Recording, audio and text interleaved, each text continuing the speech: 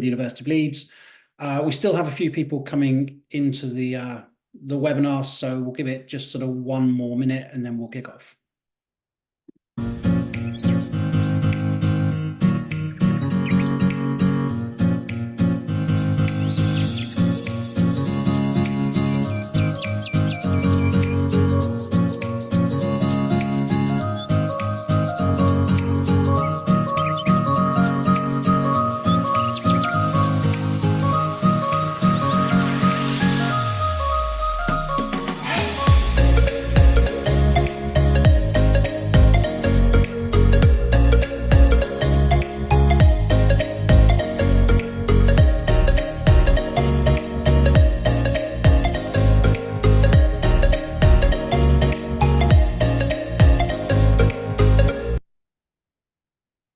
Thank you.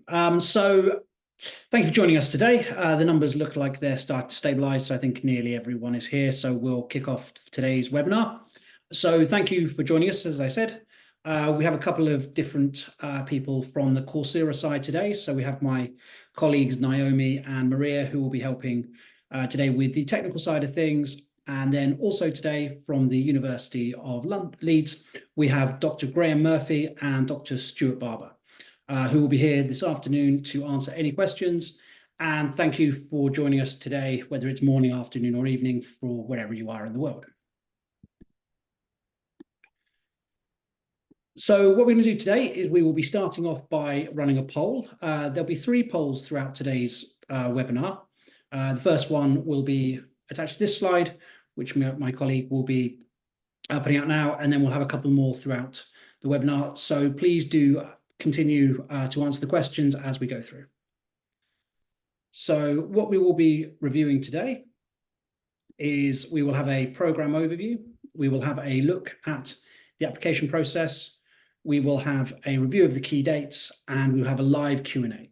So these are the subjects that we will be looking at today to cover on this webinar. So if you do have any questions, please do put them in the chat box, and then at the end of the webinar, we will get our colleagues from the University of Leeds to answer as many questions as we can. So the program overview. So this is the second cohort that the University of Leeds and Coursera have been running for this course. The course is designed to be run anywhere between 2 and 4 years, and it's comprised of 12 modules and 1 project. The course is 100% online. And due to the course nature, where you can take breaks during the course can be self-paced and is flexible. When you're studying the course, we would look for a work commitment of about 20 hours of study per week.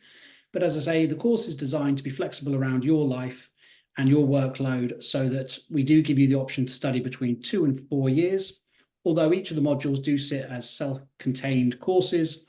So once you are on them, we would look for a work commitment, as I say, of 20 hours a week. And those courses do need to be completed within a certain period of time and do need to have deadlines within them. So what will you be studying on the course? So this course, as I say, is the second intake. And there are 3 module carousels within this course. So you need to complete each carousel before moving on to the next one. So the foundation modules will cover exploratory data analysis, programming for data science, and statistical methods. You will need to complete these modules before you can move on to the intermediate modules. Now, in these modules, you would first of all be studying exploratory data analysis, where you'll be summarizing and visualizing data, selection, and looking at a selection of statistical models. In statistical methods, you'll look at general unified theory and interpreting results of statistical tests. And in programming for data science, you would look at program and software development, computer-based applications. Once you've completed these 3 courses, you'll move on to the intermediate carousel, where you'll look at project skills, where you'll look at project planning, methodologies, ethical considerations of data usage. You'll look at machine learning, where you look at algorithmic approaches to patterns and applying techniques used in industry. You'll look at multivariate methods, where you'll be inferring values and information from data, and techniques from the multivariate statistics. You look at linear modeling, where you'll be predicting one particular variable, and you look at theory of linear regression. You'll look at statistical learning, where you'll learn from past data and make decisions, and you'll also identify patterns to make predictions. And you'll look at data science, where you'll gain insights from complex data, acquire and investigate quality of the data. And after the intermediate courses, you'll move on to the advanced module carousels. And that you'll look at statistical computing, where you'll look at computers in mathematics and statistics, where you'll be analyzing very large data sets. You'll look at Bayesian statistics, where you'll be solving complex interference problems and looking at philosophical and computational approach. And finally, you'll finish with a project, which is a personal project yourself, where you'd be looking at subjects such as AI, health, informatics, urban analytics, statistical and mathematical methods. And the program finishes with the project, which is the final element before completing your master's. If you are joining us today because this course looks as if it's of interest to you, but you are still sort of looking at other options and sort of deciding if data science is the right field of study for you, we do have some courses on the Coursera website, which are sort of try a course, and they will give you an overview of what you'll be studying within this course. So if you do go onto the Coursera website, please look for the courses run by the University of Leeds. And there's Programming for Data Science, which is the first course. And then the second is Exploratory Data Analysis. These preview key topics from the MSc in Data Science and Statistics, and they're open content courses on Coursera. These aren't credit carrying courses. So if you do these courses, they are sort of lighter versions. The Exploratory Data Analysis, I think, is 9 hours. And the Programming for Data Science is 8 hours. So they're clearly not sort of a full module or full course on the MSc, but they will give you an overview of two different things. First of all, some of the topics that are studied within the course, as well as how the Coursera platform and the University of Leeds course integrate with each other and how they would run. So it is a good idea to sort of get online. The courses can be run for free, and have a good look to see if that is what would be of interest. Obviously, these courses are of an easier standard than what you would be doing within the MSc, which is why they're not credit carrying, but they do give you a good overview of the kind of topics and themes that you'd be learning within the MSc. So the admissions route for this course. We have a new performance-based admission route or pathway onto this course. So let me talk you through that first. So there are two routes onto this course. We have the standard entry route, which we launched with the first cohort, where we would be looking for a UK first class degree or a UK second class upper degree, which is roughly anything north of a 3.0 GPA. And for this, we would be looking for the transcripts of anyone with a first or 2-1 degree, showing evidence of at least 5 undergraduate courses in a combination of mathematics and statistics, and at least 1 course in statistics, and all courses that are on your transcripts should be across at least 2 years of your previous study. So we are looking for the standard entry for a high level of maths and statistics within your previous education.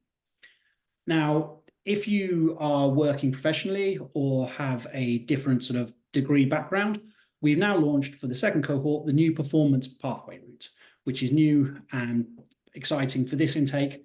So if you did look at this course for last time, but you didn't meet the standard entry requirements, due to this performance pathway, we are hoping we will be taking some of those students on who are interested, but did not previously meet the requirements. And for this pathway, you'll go into the same cohort as the standard entry route, and you'll be studying alongside the same students with the same faculty. But the difference is that before you are able to complete the full master's, you'll need to achieve a pass rate of over 50% on the first 2 degree courses. And once you've completed those, then you'll be taken on to the rest of the MSc as standard. Those 2 courses are Programming for Data Science and Statistical Methods. So you do need to complete those. And once again, you do need a pass rate of over 50%. to complete that. You do not need to complete these courses before you enroll. They will form part of the first term of studying. And the one thing I would say is we previously mentioned the courses that are sort of a precursor to this for sort of getting a flavour for the course. Although they're a good sort of indication of what you'll be learning, neither of them are the statistical courses. So we would still be looking for that higher level of statistical and sort of mathematic ability, which is why you do need to pass the statistical methods course within the performance-based pathway before completing the rest of the MSc. The third element to the application for whether you go through standard or performance entry will be you'll need to provide a proof of English language proficiency.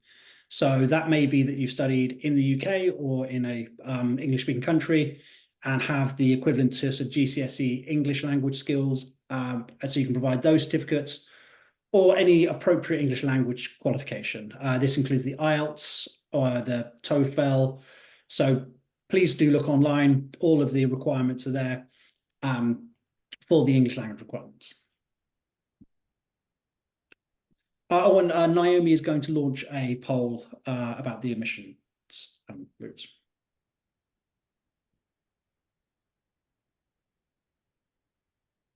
And there'll be another poll within ideal candidates. So please, Naomi, could you provide that?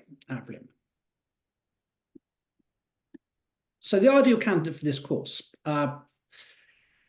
So who would we be looking to take onto this course would be, as I say, we are looking for those sort of maths and statistical background, as that is sort of the precursor to what we would be looking for. But we would be looking for people who have previously completed a Bachelor's of Science for this degree program. And as I said, the transcript should show evidence of at least 5 undergraduate courses in a combination of mathematics and statistics, including at least one course that should be in statistics. All mathematics statistical courses should have been studied across at least 2 years of previous study. So that means that a lot of people who will apply for this course may have studied some maths within their course, and they may have a 2-1 degree. The one thing to look at when you are applying, just to sort of set your expectations, is if you studied something such as engineering, you may have studied maths, but you may not have studied statistics, and you may view the courses that you've studied as highly mathematical. You may have studied subjects such as physics, where they're highly maths-based, but you still need to make sure that they have 5 undergraduate courses and you've studied maths and statistics within those. Just because your sort of foundation of your degree is mathematical doesn't mean it will necessarily meet the requirements for the standard entry route. So you would still be given the option for the performance-based pathway, but just please do read through the requirements to make sure that there's no disappointment when applying. And whether you've recently earned your bachelor's degree or earned your undergraduate certificate, and you have been working within a relevant field since then, this degree will enable you to expand on your knowledge of statistics and data science.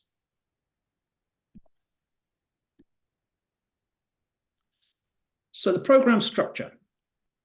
So as previously said, this course can be studied anywhere between 2 and 4 years. It's self-paced, online and flexible, and it's 150 hours per course. So once again, that's about 20 hours of study per week. The nice thing about the flexibility of this course is that although there will be deadlines within it, and it's 20 hours of study per week, you do not have to study that particularly strictly within sort of 20 hours every week. I believe most people will, because it's a good way to pace yourself. But if you have a large work commitment in the 3rd week of the course and you decided that you couldn't do any study during that week, but you had more free time in, say, weeks 2 and 4, you can study 30 hours in week 2, nothing in week 3, 30 hours in week 4 to sort of make up the pace.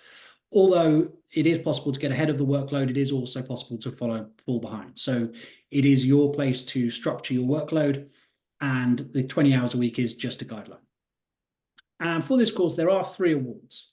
So if you study all 11 core courses and complete the 1 project to get 180 credits, you will be awarded the MSc. If you study 8 core courses and gain 120 credits, then you can leave with a postgrad diploma. And if you study 4 core courses, which would be 60 credits, you can get the PG cert. Each course is 15 credits. And as I say, for the full masters, you do need 180 credits, but life does change as you go. So it is nice to know that if you do leave the course at either 4, 8, or all 12 or 180 credits, then you will still leave with some certification, whether that's the postgrad certificate, postgrad diploma, or the MSc.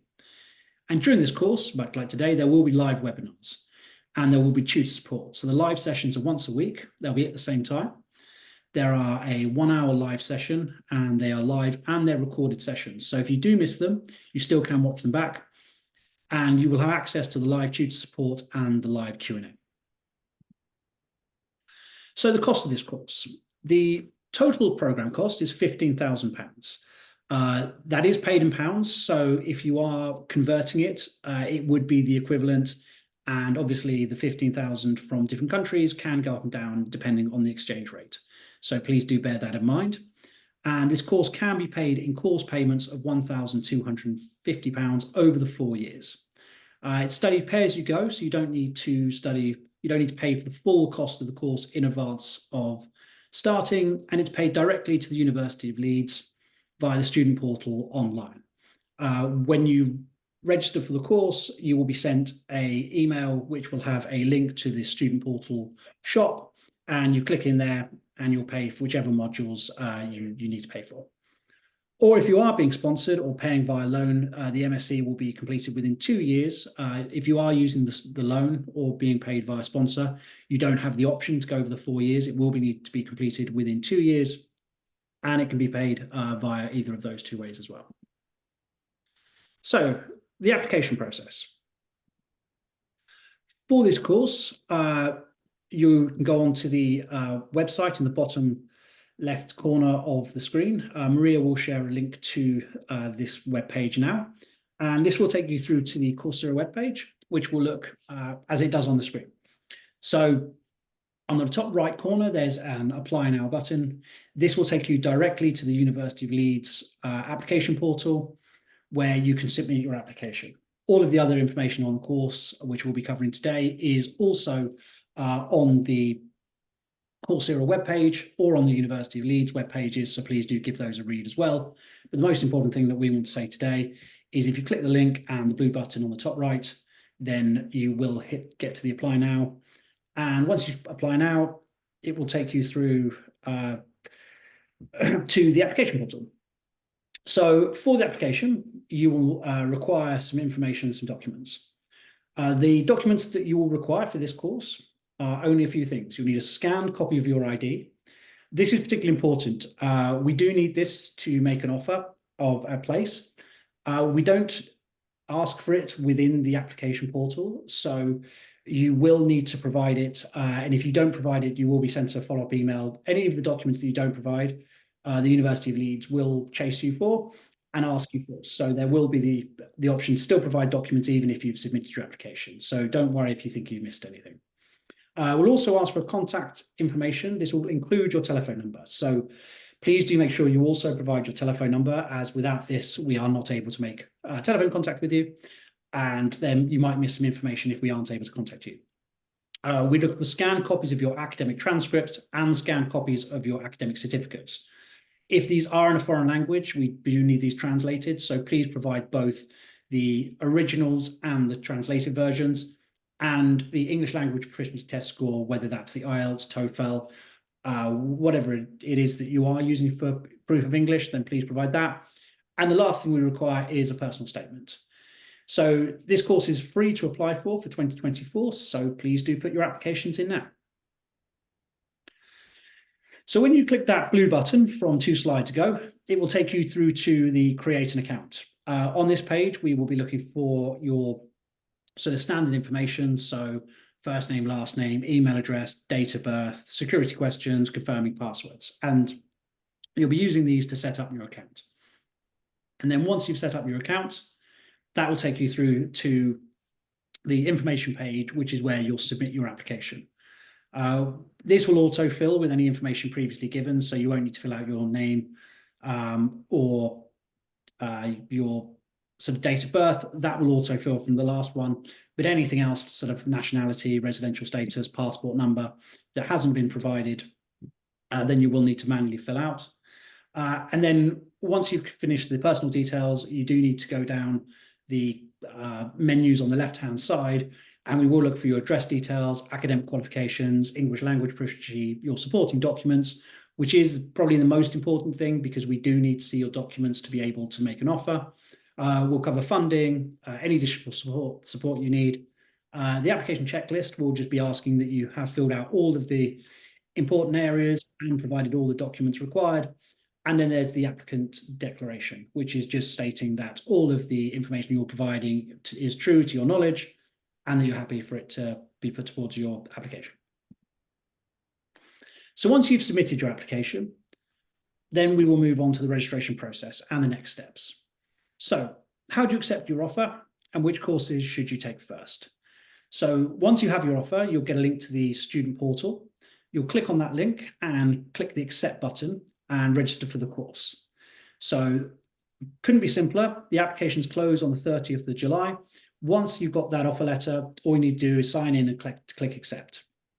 Once you've done that, you'll be sent the orientation material and you'll be sent the link to make the first payment, and then you can sign into the online shop. So what are my next steps after I register and pay?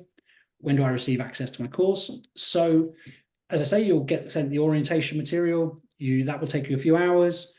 Then you'll read through the program policies. And eventually, once you've completed all of your orientation, which does need to be completed before you start the course, then you'll receive access to the course on the 9th of September. So the 9th of September is the start date of the course.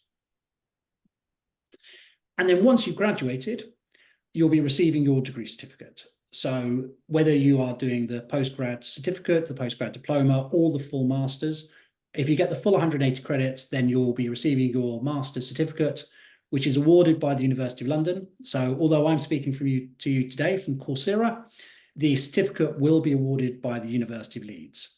And they will be holding a graduation ceremony, which will be held in Leeds.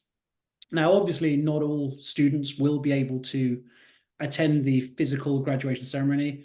Not everyone will be able to get themselves to Leeds for this. So if you can't, you will receive a physical copy by mail of your transcripts and certificates. So don't worry about that. You will get the full stamped physical copy. And also, the University of Leeds are looking currently at doing online versions of the ceremonies as well. So you will still get to graduate in some format, even if you can't make it to the University of Leeds. So now I would like everyone to introduce Dr. Graham Murphy and Dr. Stuart Barber, who are joining us today from the university to answer some questions. So if you would both like to introduce yourself. Graham, if you'd like to go first. Good afternoon, everyone. I'm Dr. Graham Murphy. I'm a senior teaching fellow in the School of Mathematics at the University of Leeds, and I'm also the programme director for this degree. Stuart? Hi, I'm Stuart Barber. I'm a senior lecturer in statistics at the University of Leeds. I've been teaching these subjects and related ones here in Leeds for nearly 20 years now. Lovely. Well, thank you for joining us today.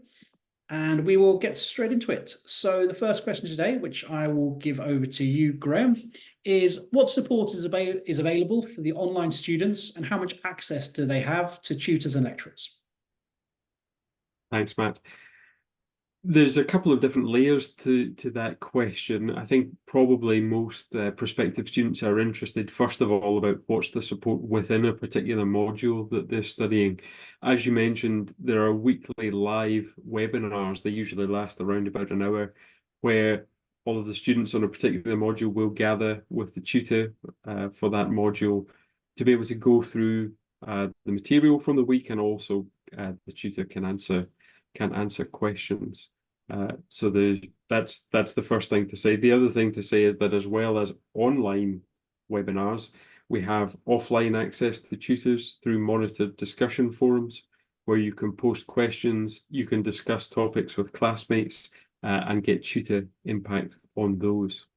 So that's what's happening within each of the modules that takes place, but that's not the totality of the support that we offer to students. We'll also assign students a personal tutor, which is someone that they can periodically contact during their studies to have a meeting with to discuss more general academic matters, how they're coping with online study, how they might improve what they're doing, or answer more kind of general questions. And then you've got the final level of support, which comes down to the university services, which are open to all students, including all of our online students. That can either be academic support through the University of Leeds Library. It could be access to the Students' Union at the University of Leeds, or things like our counselling and wellbeing support. So it's quite a long list. Probably what people are most interested in are the in-module support, but we do provide support outside of that as well. Thank you, Graham. And Stuart, do you have anything to add to that? No, I think Graham's been quite thorough. Obviously, some of these support services, the access is a little bit different if you're online, but everything that on-campus students can access electronically, so can our online students. Perfect. So we'll give our next question over to you. So how did data science and statistics marry together on this program, and why is having a statistical component important? Okay, well, I would say that it's important because it's both the how to do the data analysis and the why we do it that way and why it works that way. And it's the blend of these two that is the interface between data science and statistics. And what we're aiming for is to make sure students get the experience of both of those. Brilliant. And Graham, do you have any sort of insights as well? Yeah, I suppose what we're driving at really is what Stuart says. You could think of that. We want to teach you to understand the methods. We don't want you to finish the program capable of only using certain techniques in a black box fashion where you can run a model but you don't really know how it works. We'd like you to be better placed to influence the choice of how an analysis works, and to really give others around you an indication of how reliable or not a piece of analysis might be based on what the data is and what you understand of the workings of the particular model or the prediction that you're trying to use. That's what we mean by that interface of understanding and application. Thank you. And what is the final project? Is there a practical element to it, and how many words is it? I'll stick with you for this one, Graham. Yeah, so the final project in this program, we've designed it to be slightly different from the typical MSc project. Typical MSc projects on a lot of programs are quite long and involved and the output is essentially after a long time studying and working on a problem, you produce a very long, many thousands of words report. We are structuring the project slightly differently. We're trying to make them a little bit more like a practical analysis that you might carry out associated with a particular problem. So it's shorter, and the question of how many words it is much less relevant here, because the types of output you're producing, whilst there might be some written outputs as part of your assessment, you might also develop a piece of software, you might write some code, you might be performing a particular analysis on a data set and communicating that in a certain way, designing a poster. We're looking for a diversity of outputs, each of which complement each other, and none of which is a very long and involved report. So it's more like a portfolio, I guess, than sort of a. That's a good way to think about it. Yeah, it's almost a working example of what you can do with your skills once you've gotten to the end of the degree. Brilliant. And Stuart, what's the programming languages that will be taught during this program? Thanks. So we'll be teaching both R and Python, and in the earlier stages of the program, it'll be quite separated in the sense of particular modules will be based around Python, other modules will be based around R. Later on in the program, and especially with the project, it's much more open, and people will be free to choose which skills, which tools they think are most useful for the task in front of them, or indeed to take a blend and say, we can do this part of it in Python, we can do that part of it in R. But we're not expecting people to come in with expertise or experience before they start the program. We're going to take this from the beginning and make sure we cover everything that we think that people need to know. Brilliant. Having said that, we probably recognise that a lot of students will come to us with some knowledge in those areas, but I think we'd like to think that at least towards the end of our introductory modules, we're adding something useful even to those students. Many students are already quite well versed in Python, so not all our students are. So there will be a bit of teaching, but hopefully a bit of new and interesting material for you there as well. I can imagine studying sort of programming language is one of those things, especially as well. A lot of people are self-taught, so even if you have previously studied it, I would assume that having that structure to learn it properly is also, even if you do know it, probably a good recap. And as you say, there's always sort of skills that people can learn. And the chance to discuss with other learners as well and learn from each other. And Graham, from your experience, what are some of the positives for students outside of the UK choosing a master's degree from the University of Leeds? So this is where we have to put modesty aside and tell you why we think we're very well placed to teach you this material and to offer this course to you. The University of Leeds currently is a top 100 ranked university. Our QS ranking is currently 75, which is the highest it's been for a while. We're part of the Russell Group of UK universities, which means we're a research-intensive university. We focus a lot of our energy on being at the forefront of research. We, more specifically in relation to this program, we've got now many years worth of experience of offering programs at this level in data science. Our on-campus program, for example, which shares some features with this online program, is one of the most popular in the UK, and students seem to like that, and usually students do very well on that program. We have a dedicated function, I think is probably the best way to describe it. It's almost a whole part of the university now, which is designed to support our online degrees and to support online students. So when you're getting a degree like this one, which is run through the School of Mathematics and also through the Leeds Institute of Data Analytics, it's not relying just on that infrastructure to deliver it. We have a higher level capability compared to other institutions, and we get to partner with the Leeds Institute for Data Analytics in the design and delivery of this program, which I think is a really exciting feature of it. And students will see that when they come to the skills modules and the project module. So those are some reasons why we think we are in a good position to have you on the program. Wonderful. And Stuart, what do you think from your experience would be some of the positives for students outside the UK?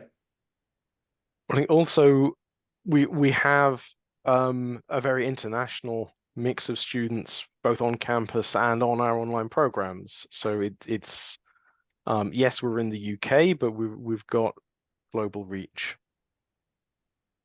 Absolutely, yeah.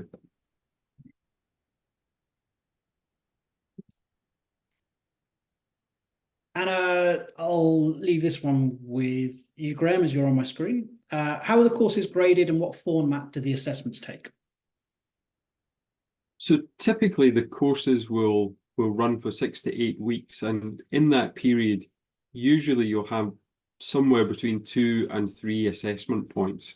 The first assessment points that you'll come to in the middle of modules are usually shorter assessments where you can get feedback and scores and an idea of how you've done quite quickly.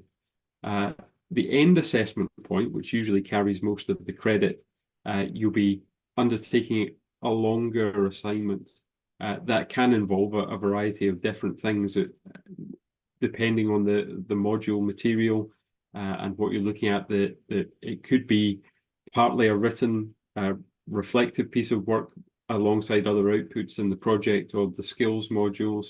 It could be quite technical and mathematical work if you're doing one of the more theoretical statistical modules, or it could be about getting your hands dirty with some data, producing some data visualizations, outputs, comparing and contrasting different ways to predict future outcomes.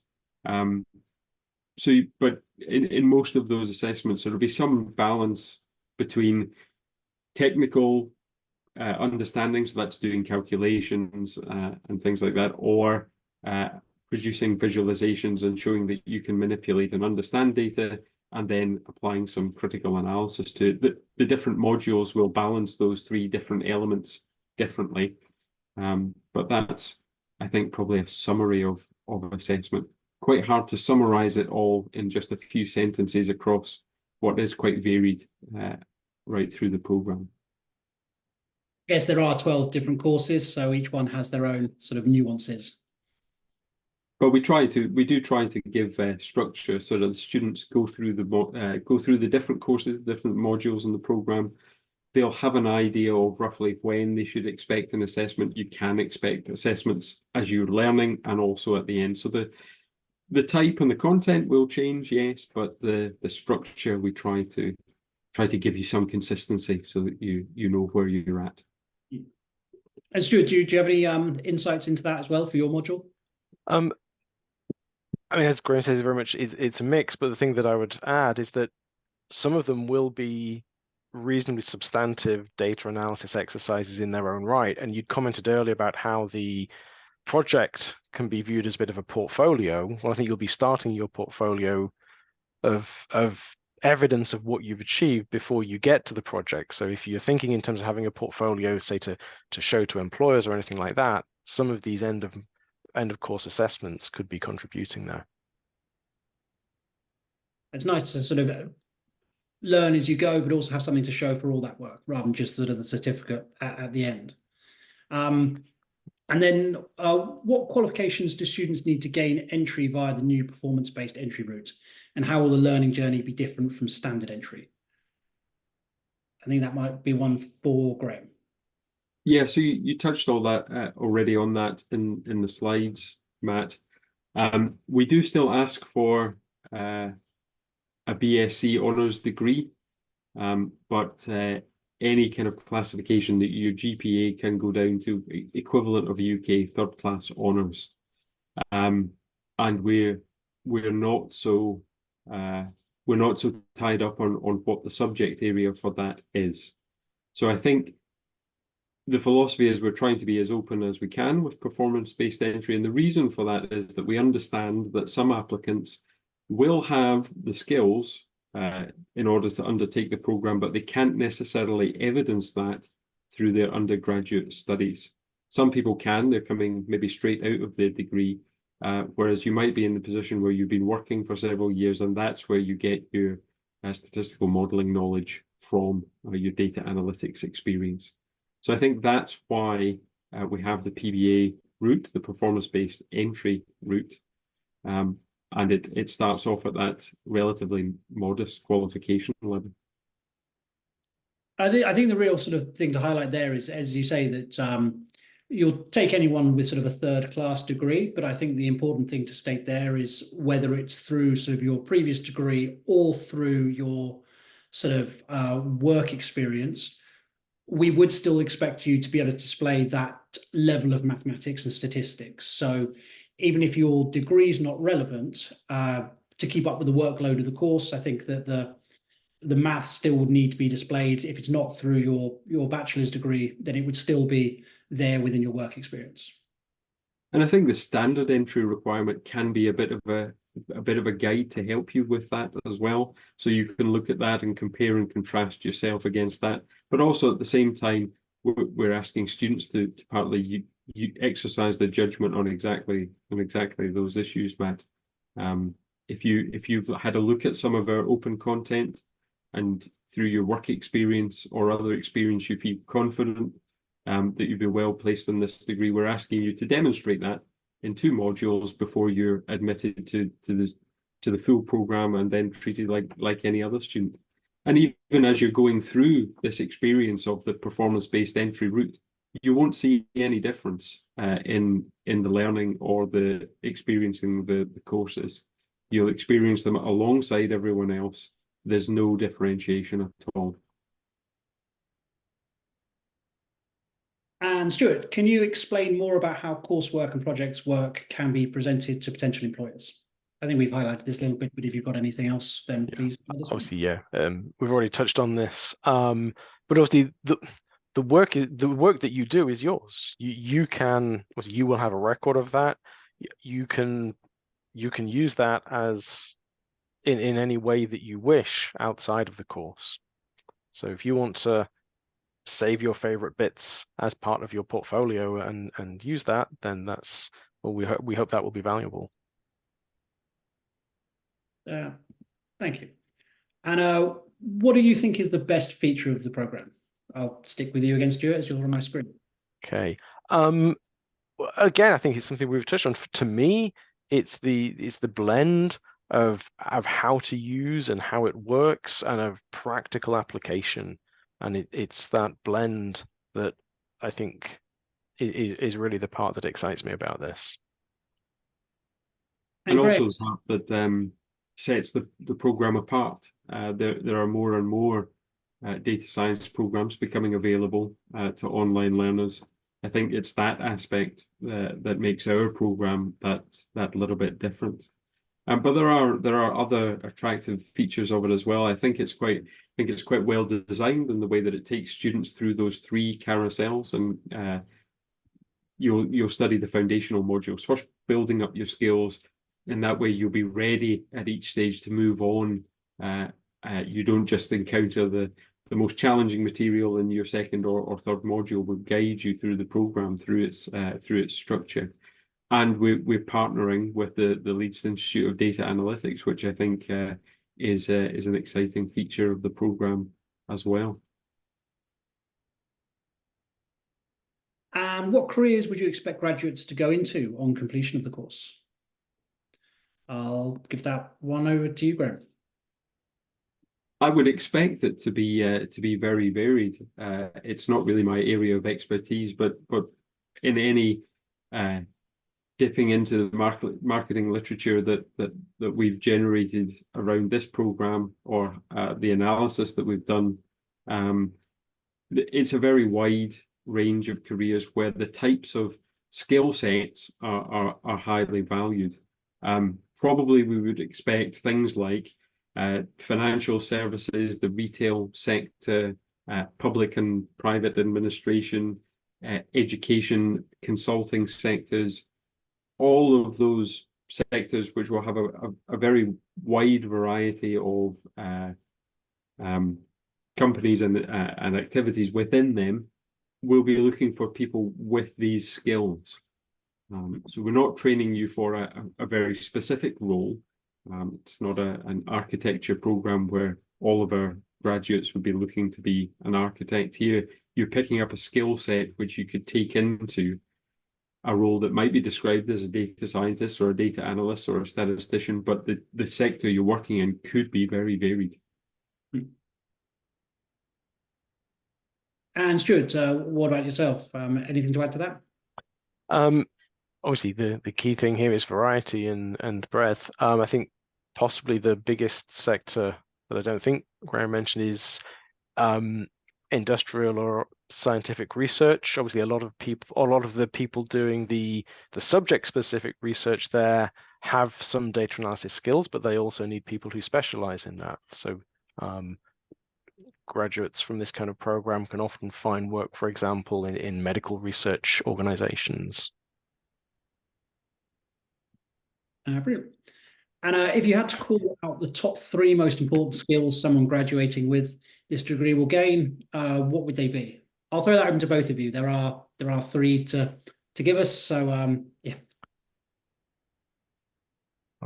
I'm trying to think of different ones, given that we've talked quite a lot about what people will be coming out with. But I think it comes back to the why are we offering a program like this? It's because we want to develop graduates' ability to kind of perform analysis and modeling in a holistic way. So you're able to understand the techniques that you're using, you'll be able to evaluate the particular data set that you're working on, you'll be able to marry those in a way that you understand the most appropriate choices. And then with the outputs of that analysis, you're able to inform decision making. So wrapped up in all of that, for example, is communication skill, critical analysis skill, but also the kind of technical knowledge as well. All of these things that we've kind of touched on as we've been going through the different questions.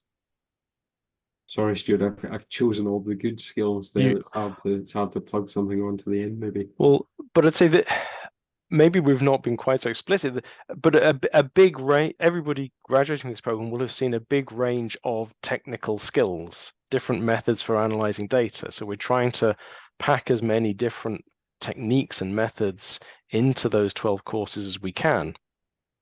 But something that I think is sometimes not recognized is that alongside that, the experience that you develop through just seeing lots of different data analysis problems is, if you like, a sort of a critical and inquiring mindset. And one of the big skills is just being able to look at a mass of data and really think about, okay, what story is this trying to tell me? What can I take? What learning can I take away from this big bunch of numbers, this spreadsheet, this bunch of images, whatever your data happens to be? As well as the fact that all of our students will be learning online, which not without support and not without each other, but you're going to pick up an awful lot of independent learning skills as well. At the end of the program, you'll be able to demonstrate that you've achieved quite a major undertaking through mostly your own hard work. I think that's not to be undervalued as well. So that's all the questions we had submitted before. So the one thing I would say is if you have any questions for the enrolment counsellors, then please do click the QR code on the right with the dinosaur, and you'll be able to book in some time with either myself or my colleague Maria to answer any questions. We are going to go to a bit of a live Q&A now. The one thing I would say is some of the questions that I can see in the Q&A are quite sort of personal to the person about whether they qualify for the IELTS, whether they qualify for sort of scholarships or anything like that. Any questions like that, could you please book some time with the EC, and they'll be able to answer those questions. The questions that I'll be reading out now are probably much wider questions, which will be interesting to everyone rather than sort of specifics to people. So I believe also Naomi has just put the third poll in. So if you could all please click an option on that poll as well, and we'll see. We're at 10 minutes left, so we'll see if we can get a few other questions answered. Okay, sorry, just give me a second to scroll down and I'll see what I can find.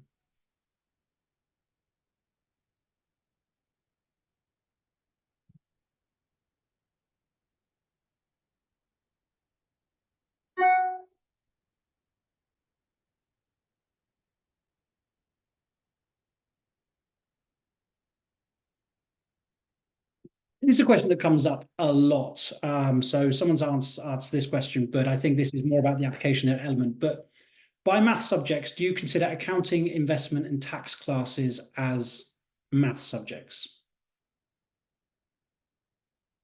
I think the short answer is probably that they do have some mathematical elements, but they're not typically the elements that we're generally looking for.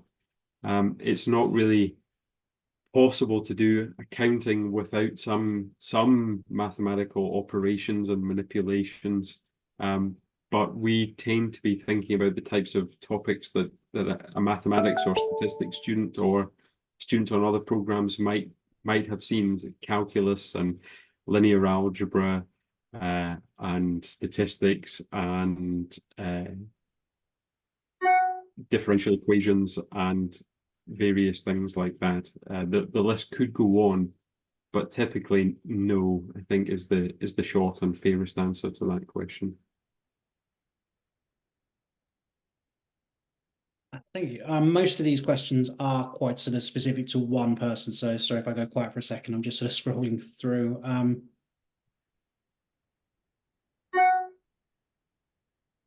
There do seem to be a few that have a general flavour about my situation and applying, but I think a generally helpful comment there would be there are now two entry routes. There is the standard entry, but there's also the performance-based entry.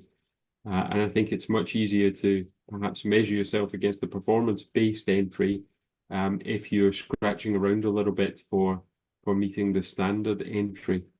So that might be a helpful way to think about it. And at the end of the day, should you be successful in going through the performance-based route, there's no difference in your experience on the program. Here's a question. So if students don't have their own projects in mind to work on for the project course, will the university provide ideas for projects from students to choose from? Yes, I think is the short answer. So the projects are the part that maybe in a future webinar we'll be able to go into a little bit more detail with colleagues from the Leeds Institute for Data Analytics. But the idea is that the projects will be inspired by the type of work that they would be doing. So they'll be able to show students example projects, example topics that are motivated by the actual work that they've done within the institute. So there will be projects that you can pick up off the shelf, but at the same time, it's not necessarily just going to be here is the project, you must carry out exactly what the project tells you, and that's how you get to the end. Within those pre-designed projects, there will still be some room for you to carry out the types of analysis that you're most interested in, look at the data in the way that you want to, and think about shaping the outputs as well. So I think it's probably a combination of the two, but there is some structure within the project. I don't think it would be fair to say that they are completely open-ended and you can do anything you like. Once a student has submitted the application, how long does it take for the outcome for the application to be given? It probably depends on the route that you have applied through. But usually we would hope to, I think, within a couple of weeks, be able to arrive at a decision for you. Actually, to follow up that, I would say from my side, from the Coursera side and dealing with sort of the applications, I would say that the applications can normally be provided offers relatively quickly, in sometimes as little as a week. But the biggest blocker on applications being made offers is not all of the documents being provided. So if you don't provide a form of ID or you don't provide your transcripts, then until those documents are received, it will take as long as it takes for those documents to go through. So it's a bit of an open-ended question there, because it can be as little as probably 5 days. But also, if you aren't providing all of the documents, it can be as much as probably 3 months. So it really does, the ball is in your court for how long it will take, rather than the University of Leeds side. Do we need to buy any textbooks for this course? No, you don't need to buy any textbooks. We wouldn't insist on that. We mentioned kind of way back in an early question about the types of support that's available to students, and I mentioned access online to university services. That includes the university library. So we're making every effort to choose textbooks that we recommend for reading, etc., that are available online through the university library to you. If you really wanted to supplement that with other things, then I'm sure we could find you some recommendations for that. But it's not expected. And I think, at least in my experience as a user of the library, so I can't give you any statistics about it, but each year there seems to be more and more and more content from the library is available for online access. It's gone from, say, between 5 and 10 years ago to being relatively limited. Now, I kind of look, when I go to look for a source from the university library, I'm kind of surprised if there isn't some online version, or there isn't a closely related text that I could look at online. So I think it is quite a strong resource for students. And I think the important thing about that is that you don't just get access to the textbooks that you need for this course, because you get the full sort of University of Leeds online library.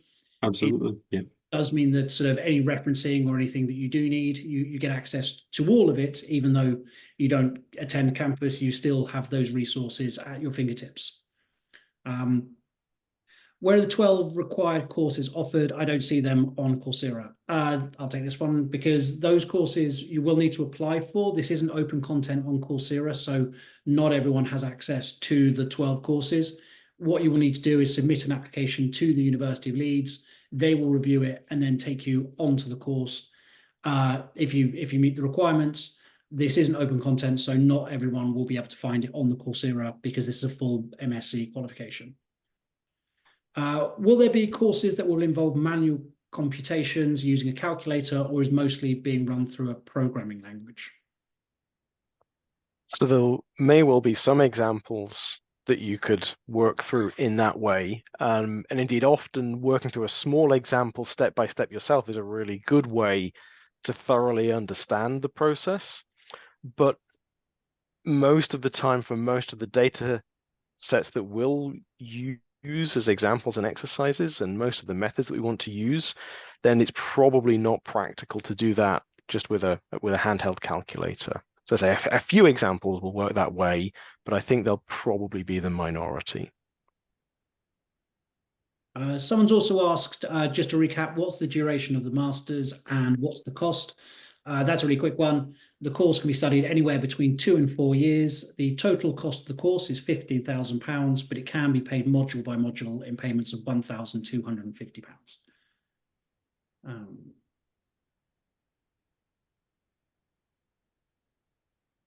Apart from R and Python, are you also teaching SAS or SAS and Tableau? No, we won't be teaching those specifically through the program. We prefer to go for open source software, because we know that everyone will be able to access that. Brilliant. I think we're coming to the end of sort of the webinar. We're nearly our hour. So once again, I know not all the questions have been answered. Mostly those that haven't are because they're very specific to the person asking them. So if you do have any follow-up questions, please do click the QR code, book in some time with myself or Maria, and we'll be able to answer those sort of questions that are specific to yourself. So the last thing I want to go through today, just before we round up, is the key dates. So the applications are open now. The application deadline is July 30th, so please put it in your diary, because you will need your applications in by July 30th at the very latest. The acceptance and payment deadline will be September the 2nd, with the classes starting on September the 9th. So thank you all for attending today. I'd once again like to just say thank you to Graham and Stuart for answering all of your questions and for being here with us today. And thank you everyone else for attending and for your time today listening to us. Thank you all.